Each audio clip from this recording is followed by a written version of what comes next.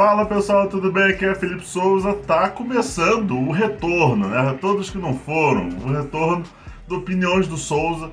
E aqui é o espaço justamente para falar rapidinho de algumas coisas que eu vi, que me chamaram a atenção, que talvez não cabe num vídeo maior de 30, 40 minutos, mas aqui vai ser esse espaço.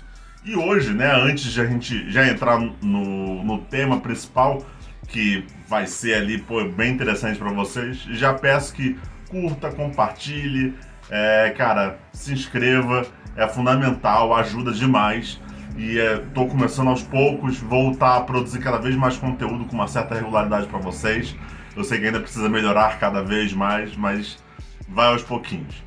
Hoje eu vou falar um pouco do jogo do Corinthians São Paulo, que eu vi em loco, então minhas percepções ali, o que eu também pude apurar nos bastidores, e também sobre a convocação da seleção brasileira, que teve gente reclamando, principalmente no meu Instagram. Olha, vocês não têm ideia. Mas vamos lá. Primeiro sobre Corinthians e São Paulo. Eu fui ver o jogo lá no Morumbi, no sábado. Cara, jogo super interessante, Corinthians. O que me chamou a atenção foi justamente o Léo Figueroa, desde o começo, colocar um ritmo forte para esse Corinthians, acelerar o jogo, uma intensidade que, de fato, eu não estava vendo no Corinthians desde a temporada passada, para ser bem honesto. E nessa, parece que o Léo Figueroa vai conseguindo encaixar as peças. Vale lembrar, é claro, você obviamente já está falando com Felipe, o Corinthians perdeu para o São Paulo. E chegou no momento ali que o São Paulo dominou o jogo. De fato, isso aconteceu. Mas os primeiros 5 minutos, certamente ali do primeiro quarto, o Corinthians foi muito bem, com alta intensidade. Vale lembrar que estava sem vários jogadores como Cauê Borges, Zé Graham, entre outros. Então, assim, Lázaro Rojas. Perdeu jogadores importantes para a rotação do Léo Figueroa, mas a intensidade, a velocidade, a agressividade ao garrafão é uma coisa que eu não estava vendo desde a temporada passada, como eu disse. E aí eu acho que, assim, até um papo que eu tive com o Léo Figueroa, eu vou deixar aqui em cima a entrevista que ele deu para mim no final, mostra um pouquinho até da montagem, do que ele espera dessa equipe. Quando ele traz um Davonta Thomas, e aí, para quem é um pouquinho mais antigo, acompanha já o NBB e também acompanha o meu trabalho, ele se assemelha um pouco com o Jamal Smith. E assim, se assemelha entre aspas, vamos lá. Não no jogo em si, mas no trash talk, nessa agressividade. Davonta Thomas claramente parece um jogador que gosta de crescer em adversidade. Isso é fundamental, e principalmente num time como o do Léo Figueroa, é bem interessante a gente ficar de olho. Claro, tem suas dificuldades, e isso ficou evidente em vários jogos. Davonta Thomas é um showman, vai ser um cara pontuador, diferente do que era Jamal Smith, por exemplo, no Botafogo. O Jamal, ele pontuava, é importante para a equipe, mas de uma forma geral ele conseguia também fazer que os jogadores, seus colegas, pontuassem, crescessem no jogo. Davonta Thomas ainda não mostrou essa característica tão grande. É um cara que vai pontuar muito, vai dar algumas assistências, mas não é a característica predominante dele. Então, chamou a atenção. Mãozinha também muito bem fisicamente, cara. Eu vejo que o Mãozinha vem evoluindo cada vez mais nas temporadas que passam. Então, bem interessante ver o Mãozinha jogar também. O Gabi Santos, que é um garoto que se põe uma pressão muito grande por ser um jovem. É que, na verdade, a gente sempre espera, a gente sempre quer novos jogadores, novos prospectos, alguém que balance e tal. E ele não conseguiu, obviamente, também por não ter rotação. E aí vem o bom trabalho do São Paulo. O São Paulo, com Bruno Motari, não pôde contar com o Chamel, não pôde contar com o Marquinhos, por exemplo, peças importantes para essa equipe. Mas o São Paulo fez o papel dele, que tinha que ser feito dentro de casa. E, assim, jogo no Morumbi é um jogo que lá teve 900 pessoas, segundo o que foi divulgado. A torcida comparece e ajuda, e apoia, que é uma coisa que a gente não vê em outros estádios com uma certa facilidade, ou outros ginásios, tá? Por exemplo, você vai no Pinheiro, você vai no Paulistano, você não tem isso. Você vai no Corinthians, você tem mas eu ainda acho que, obviamente, depende da equipe ali trazer esse gás. Mas no Morumbi, cara, a torcida apoia, a torcida participa, e aí também, bom trabalho do Cezinha, já manda esse salve aqui pra ele, que também faz um bom trabalho lá pra alegrar essa galera. Mas voltando pro jogo, o São Paulo fez o trabalho dele, que tinha que ser feito, jogando dentro de casa, e aí você tem um Elinho, cara, que é claramente um maestro dessa equipe, é quem, cara, consegue coordenar todos os ataques, arruma a defesa, cobra dos outros jogadores. E isso é fundamental no jogo. Você precisa de um líder. Você perde o Marquinhos, que é um jogador fundamental em termos de pontuação, que é um craque de bola e que vai chamar essa responsabilidade para a definição de jogadas. Você tem um Chamel, que é um cara também rodado já no NBB, que tem uma certa liderança, mas o Elinho faz esse papel muito bem. E aí a gente vê justamente o trabalho do Bruno Mortari aproveitando, já que a rotação do Corinthians estava baixa, jogar em cima do Gabi Santos. Então muitas trocas aconteceram para o Gabi sofrer bastante. Então o Gabi teve que marcar em determinados momentos o Bennett, além do Elinho, obviamente. Sobrou às vezes com o Tyrone, as trocas confundiram muito o Corinthians e sobrou ali sozinho para poder marcar o Tyrone. Então assim, sofreu demais. Claro, eu tava de olho também nesse jogo com outras duas histórias que pra mim poderiam ser interessantes, mas não foram. Que era a lei do ex. Que era o Lucas Silver jogando no São Paulo agora, jogou no Corinthians antes, e o Isaac também, que já jogou no São Paulo, tá no Corinthians agora na primeira temporada dos dois ali em ambas as equipes. Os dois não tiveram papéis importantes para esses jogos, então não teve um grande destaque ali, seria a história que eu tava de olho.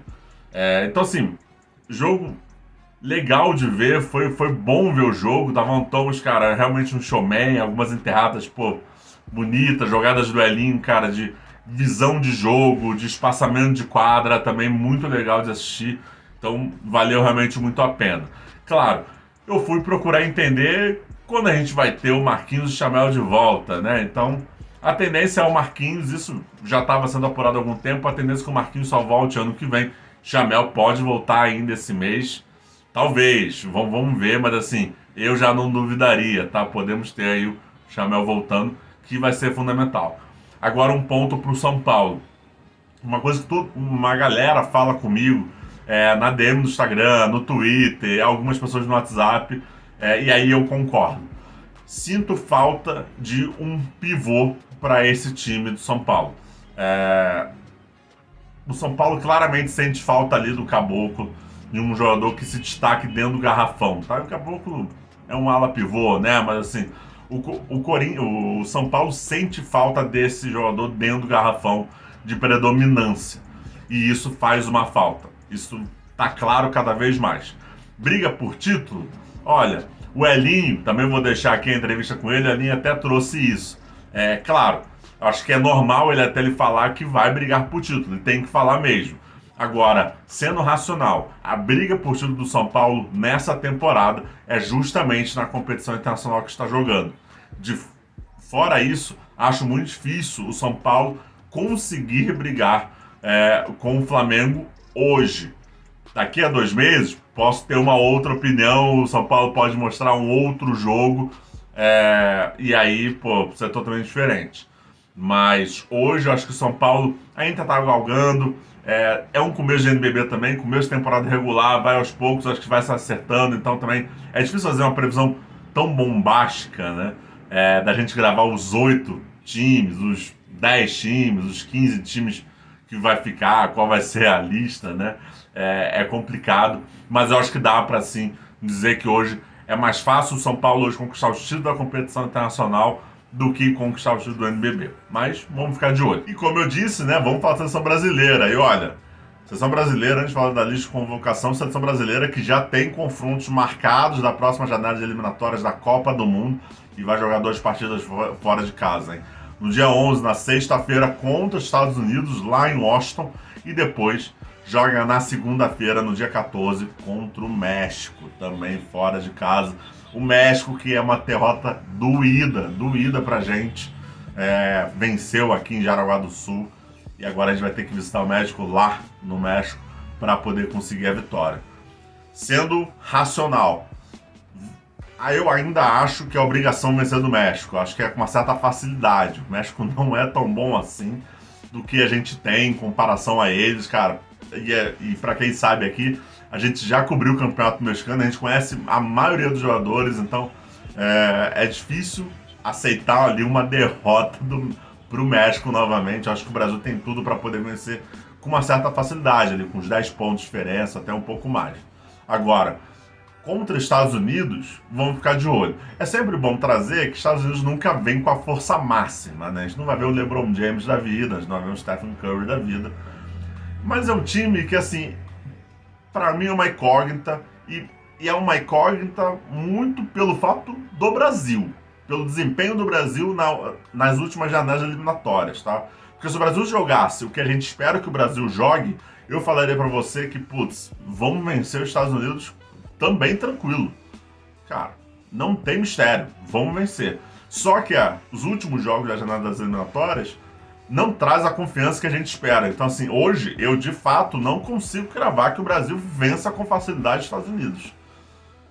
E assim, pelo que eu vi da convocação, e aí vamos entrar aqui já um pouquinho, a convocação acho que foi muito pensando mesmo no trabalho do garrafão, de ter jogadores altos, de proteger muito bem esse garrafão contra jogadores fortes fisicamente, aí muito talvez seja mais voltado para os Estados Unidos do que do próprio México, né? O México não é uma força nominal dentro do garrafão, mas a gente vê justamente na convocação. Convocação, eu vou até deixar aqui um link nos comentários do tweet lá da CBB, que tem a convocação, a lista completa, tá? Para vocês também zapearem por lá. Mas a convocação que me chamou a atenção foram três nomes aqui. Um nome, assim, é unanimidade de reclamação em todas as redes sociais que eu possuo, tá? Que é o Rafael Mineiro. A convocação do Rafa Mineiro pelo Gustavinho, a galera de fato não gostou, de fato não comprou essa ideia. E aí eu vou fazer aqui um outro lado, vou tentar ser um advogado de defesa, vamos dizer assim, do Gustavo. Eu acho que, na minha visão, a convocação do Rafa Mineiro vem muito mais para você ter um cara na ala que é um bom defensor de uma forma geral e que vai trazer, obviamente, altura ali próximo ao garrafão. Ponto. Se for diferente disso, putz, aí eu vou com a galera que tá reclamando, tá? Agora, se for puramente defesa, e faz parte, tá, gente? Assim, todas as convocações sempre tem jogadores que o técnico já conhece e que às vezes vai ser fundamental defensivamente. E eu vou trazer exemplo para vocês, tá? O Petrovic, quantas vezes não convocou o Jonathan Luz? E até em momentos que talvez eles não estivessem em alta. Mas o Jonathan, todo mundo sabe que ele é um bom defensor. E essa era a ideia. É ter um cara que vai te entregar a defesa no momento específico. Ou para um jogador específico. Então, não vejo problema nesse sentido. Por isso que eu tô vendo que o Rafa Mineiro seja um Jonathan Luz do Gustavo De Conte. Seja esse cara que vai ajudar na defesa. Essa é a minha visão. Não sei se foi essa a escolha dele. Outros dois nomes me chamam a atenção. Primeiro do Tim Soares. Um jovem, né? Tem 25 anos, acho que a gente pode falar que ainda é jovem. Como ala pivô, eu vou tentar pensar também que ele tá indo por causa do tamanho, pela envergadura, por ajudar dentro do garrafão. Em termos de técnica, não acho que ele tenha sido a melhor escolha. Em termos de técnica, tecnicamente eu não acho que ele tenha sido a melhor escolha. Eu acho que até, por exemplo, se a gente for para o lado do Flamengo, por exemplo, o Jaú representa melhor ali essa posição de ala pivô do que o próprio Tim Soares. Tim Soares, que nas eliminatórias teve um grande destaque contra o fraquíssimo Chile, tá? Onde ele teve ali 16 pontos e tal, e aí até entendo porque tem que dar rodagem mesmo, acho que é essencial. Mas eu, só acredito que imagino que ele deve ter sido ali convocado também pela altura, envergadura, ajudar ali o garrafão do Brasil. Dito isso, assim, cara, eu não consigo ver ele tecnicamente agregando tanto assim para a seleção brasileira, mas ok, não tem muito para onde fugir. A gente vê o outro nome que me chamou a atenção aqui é o Gui Deodato. Gui Deodato, cara, é um bom jogador, assim, a gente já sabe disso, pô, 31 anos, é um bom jogador, passagem pelo Bauru, por outras equipes, cara, se destacando, pelo Minas. Mas a questão é, quando a gente fala de convocação, a gente espera que a gente convoque os melhores jogadores naquele melhor momento. E convocação, para mim também, aí é um gosto pessoal, tá? Um entendimento pessoal nesse sentido, até por ser aqui opiniões do Souza, né? Então eu tenho essa liberdade, vamos dizer assim. Eu acho que você tem que trazer também um jogador que entregue uma regularidade e consistência. Gui Deodato vem jogando bem no último tempo, mas eu não sei se ele vai ser o nosso cara para 2023, por exemplo. Pode ser, eu posso estar quebrando a cara e ele vai ser ali o fundamental, vai fazer a sexta vitória, vai conseguir o título da Copa do Mundo e por aí vai. Mas eu sinto falta que às vezes a gente não tá testando, tipo assim, a gente não tá testando novos jogadores ou outros jogadores, tá? No radar. Acho que talvez poderia ter testado outros jogadores. Claro, vamos trazer para o contexto agora, específico para essa janela. Para essa janela é difícil você testar o jogador, né? Você não vai querer trazer um cara que talvez não entregue. Acredito que o Gui Deodato também seja uma coisa muito de confiança. Claro, né? O trabalho dele ali no Flamengo, vem jogando bem. Mas eu não sei, tipo, seleção brasileira não é NBB, seleção brasileira não é campeonato estadual, seleção brasileira não é Interligas, não é Liga Sul-Americana, nem Champions League. Eu acredito que a gente precisa ter jogadores que vão ter uma regularidade tão alta que eu sei o quanto vão me entregar em cada partida. E isso é um déficit da seleção brasileira de uma forma geral, tá? Não é do Gui Deodato, pelo amor de Deus, é de uma forma geral. Mas me chamou a atenção aqui a convocação do Gui Deodato. Outros nomes, a gente pode ver aqui o Vitor Benite, o Huertas, cara, que são jogadores, pô, tecnicamente a gente sabe da extrema qualidade deles.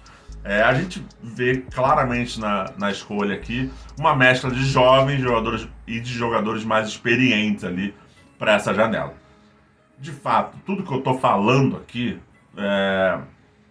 vocês podem ter opiniões divergentes, por favor, tenham, tá? Eu acho que essa é a graça do quadro e também do jornalismo, acho que a gente precisa concordar com tudo. De fato, tudo vai se resumir no resultado, infelizmente.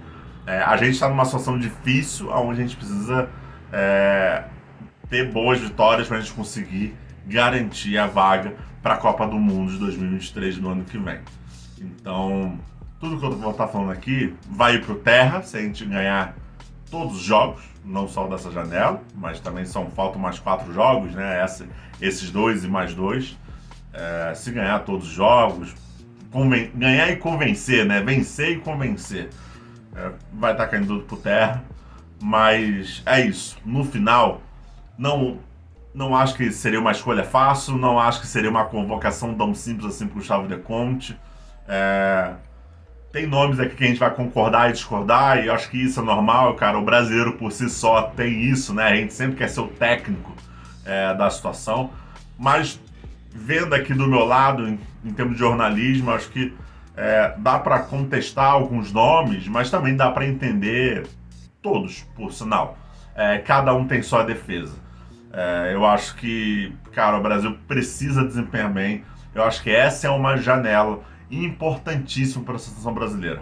Não só para a classificação para a Copa do Mundo, mas também para, novamente, voltar a mostrar a nossa força no cenário das Américas. O Brasil hoje, claramente, deveria ser ou segunda ou terceira força da América. Dali pode brigar com a Argentina para ficar na segunda ou terceira posição. Estados Unidos, obviamente, quando tiver a seleção inteira, vai ficar na primeira. Mas assim, a gente teria que estar brigando para essas posições. O que a gente viu nas últimas janelas foi uma seleção decepcionante que não entregou o que a gente esperava. derrotas duras e jogos que não convenceram ninguém. No final é isso que a gente espera hoje, de fato, e aí eu vou estar aqui assinando o caderninho de, cara, eu só quero vencer. Se vencer e convencer, eu acho que é necessário e seria o ideal. Mas pra gente, a gente precisa garantir a vaga na Copa do Mundo de 2023. Tirando isso, cara, a gente precisa tratar com uma certa tragédia, porque não dá pra ficar fora da Copa do Mundo. O que nos resta é esperar já aí semana que vem não, essa semana já tem as eliminatórias, já tem ali a janela, então vamos ficar de olho. Vai ter aqui Opiniões de Souza toda terça e quinta, então quinta-feira vai ter mais.